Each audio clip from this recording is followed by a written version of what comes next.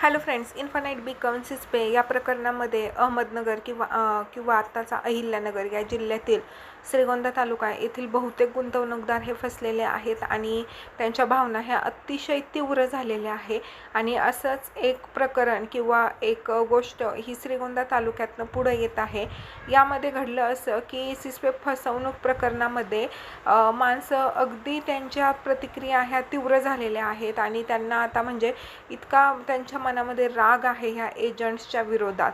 आणि अशीच एक घटना श्रीगोंद्यामध्ये झालेली आहे. श्रीगोंद्यामध्ये बँक ऑफ महाराष्ट्र या ठिकाणी एक एजंट स्वतःचं ठेवलेलं सोनं हे सोडवण्यासाठी आला होता आणि त्यावेळेस त्या एजंटला तिथल्या काही लोकांनी पाहिलं, म्हणजे ज्यांनी त्या एजंट थ्रू पैसे सिस्पेमध्ये किंवा इन्फानाइट बिकन या कंपनीमध्ये लावलेले होते. आणि खरं जर विचार केलं तर ह्या एजंट लोकांनी सुद्धा खूप हमी दिली होती गुंतवणूकदारांना की तुम्ही काहीही काळजी करू नका, आमच्या विश्वासावर पैसे ठेवा. आणि ज्या वेळेस अशी हमी कुठून देण्यात येते त्यावेळेस एक विश्वास असतो. आता सगळ्यांना याच्यामध्ये पैसे टाकलेल्या बहुतांश लोकांना माहीत होतं ही स्कीम फ्रॉड आहे आणि यातनं कधी ना कधी गदा भेटणार आहे. परंतु जे हमी देण्यात येत होतं, जे पॉझिटिव्ह बोलण्यात येत होतं, जे अकाउंट दाखवण्यात येत होते, गळ्यातलं अंगावरचं सोनं नाणं, गाड्या, घरं, बंगले दाखवण्यात येत होते, त्यामुळे साहजिकच एक तर लालची बुरी बला आहे आणि पटकन माणूस लालचेमध्ये जातो.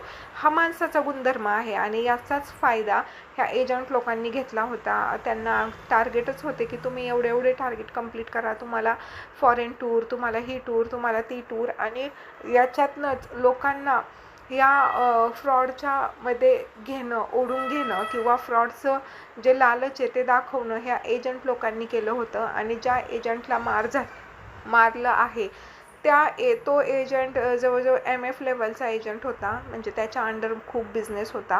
ते जे कमिशन होतं त्या एजंटला तेही भरपूर मोठ्या प्रमाणात कमिशन त्या एजंटला येत होतं.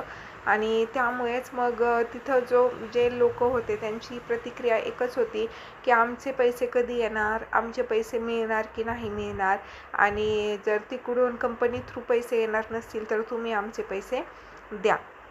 आता जे सिस्पे घोटाळा झालेला आहे तो कोटींमध्ये घोटाळा झालेला आहे आणि त्याच्यामध्ये एवढे सर्वसामान्य लोक या घोटाळ्यामध्ये म्हणजे काय म्हणतात ना, रखडले गेलेले आहेत. अनेकांचे जमलेले लग्न या सिस्पे प्रकरणामुळे मोडलेले आहेत. त्यानंतर पैशाअभावी अनेकांना उपचार नाही मिळालेला आणि त्यामुळे प्राण गमवावं लागलेले आहे. त्यानंतर एजंटच्या घरासमोर विष पिल्याचे सुद्धा न्यूज मागं आल्या होत्या. त्यानंतर अनेक लोकांना त्यांच्या जमिनी अक्षरशः खरंच विकाव्या लागलेल्या आहेत, कारण बहुतेक लोक असे होते की ज्यांनी इकडून तिकडून पैसे उचलले होते 2 रुपये 3 रुपये टक्क्यांनी आणि ह्या सिस्पेमध्ये टाकलेले होते. का तर इथे 9 ते 10% जो रेट होता याचा पैसे येण्याचा तो होता आणि त्यामुळे मग लोकांना असं वाटत होतं मधलं जे 6 ते 8-9% गॅप आहे ते आपल्याला मिळतंय.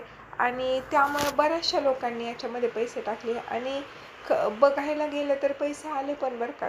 2-3 वर्ष पैसे हे कंटिन्यू आले आणि यामुळेच ते MF म्हणा, एजंट म्हणा, भरपूर मोठे झाले, त्यांचे घरं भरले.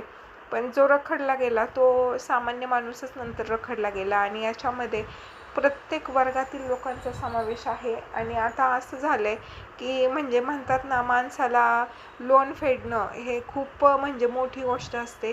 कारण तुम्ही जर विचार केला, समजा एखाद्याने लोन घेतलंय, समजा एक उदाहरण 2 लाखाचं लोन उचललंय 3 रुपये टक्क्याने आणि ते सिस्पेमध्ये टाकले, तर त्याचे ते 2 लाख तर गेलेच ना, गेले ते.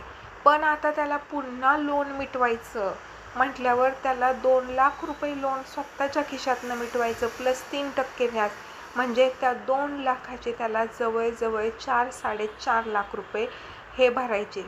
म्हणजे तुम्हाला कळलं का, डबल पैसा. ज्याने लोन काढले, लोन काढून इकडे सिस्पेमध्ये पैसे टाकले आणि इकडून तुम्हाला पैसे भेटले नाही, म्हणजे त्या व्यक्तीला जवळजवळ डबल पैसे गेलेत. ज्याचे काही लोकांनी काही घरदारं विकून पैसे टाकलेले आहेत, तर त्यांचे समजा गेले 20 लाख टाकलेत, 10 लाख टाकलेत, तर ते गेले, त्यांना परत तर भरायचे नाही आहेत ना. पण अनेक असे लोक आहेत ज्यांनी लोन उचलले आणि ह्या सिस्पेमध्ये पैसे टाकलेत, मग तशा लोकांचे डबल पैसे गेलेत. आणि त्यामुळे ज्या लोकांनी लोन करून पैसे ह्याच्यामध्ये टाकलेत त्यांचे संसार अक्षरशः उघड्यावर पडलेले आहेत. आज काही नाही म्हटलं तरी त्या लोनला काय व्याजाला झोप असते का? नसते. तर अशा पद्धतीने हा इतका घाणेरडा फ्रॉड आपल्या श्रीगोंदा तालुक्यामध्ये झाला आहे की ज्याने लोकांना इतका बागायती क्षेत्र आहे. श्रीगोंदा झालं, हिरडगाव झालं, राशन झालं, सुपा, हे सुपा तर नाही पण हे इतका बागायती क्षेत्र आहे. ह्या बागायती क्षेत्रातले लोक जवळजवळ नाही का याच्या सिस्पेमध्ये खूप बुडालेले आहेत. त्यामुळे जर कधी पुन्हा अशी जर स्कीम आली तर कृपया करून कुठल्याच एजंटच्या सोन्याला, गाडीला, बंगल्याला भाळू नका आणि पुन्हा कधीच अशा स्कीममध्ये पैसा टाकू नका.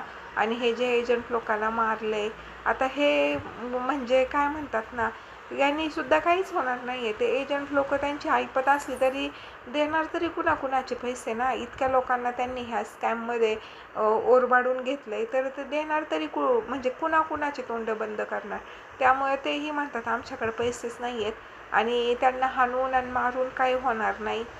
उलट आपल्यावरतीच हाणणाऱ्या मारणाऱ्यावरतीच केस, गुन्हे, आणखी आयुष्य खराब होण्याचे कामं येतं. त्या एजंट लोकांकडे पैसा आहे, मॅनेज करू शकतात. त्यामुळं शांततेतच हे करा. आता अशा गोष्टी आहेत की सरकार पैसे देऊ इच्छित आहे, ते फ्रीज केलेले आहे अमाऊंट. हे मागच्या वेळेस आपण हे न्यूज पाहिल्या होत्या. तर बघू आता काय होतंय. असेल नशिबात भेटतील का नाही भेटतील माहीत नाही. परंतु प्रत्येक काय म्हणतात ना, अंधारानंतर उजेड असतो. तसं जे काही लोक याच्यामध्ये रखडलेत किंवा ज्या स्कॅममध्ये ज्यांना कुणाला खूपच म्हणजे व्याजाने पैसे काढलेत, काहींच्या जमिनी गेल्यात, तर टेन्शन घेऊ नका. काय म्हणतात ना, माणसामध्ये जीव असेल आणि इच्छाशक्ती असेल तर माणूस पुन्हा शून्यातून उभं राहू शकतं. त्यामुळं लय पण विचार करू नका आणि चुकीचं पाऊल उचलू नका. ठीक आहे, धन्यवाद.